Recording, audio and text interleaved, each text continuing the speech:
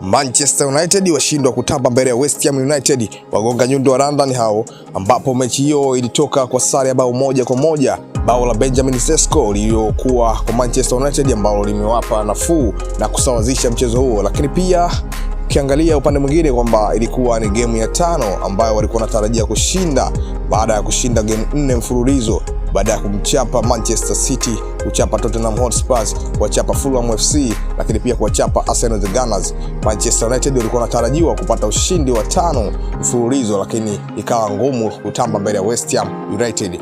Wagonga nyundo hao wa London waliamua kuwakazia tu Manchester United, manake walijifua sana na game ilikuwa tafu mno. Wakina Diouf walitamba mno na kufanya washabiki wa Manchester United kuondoka vichwa chini, huku wakiwa wanahuzunika na wakijiuliza kwa nini wameshindwa kupata ushindi wa 5 mfululizo mbele ya West Ham United ambao wamewakazia.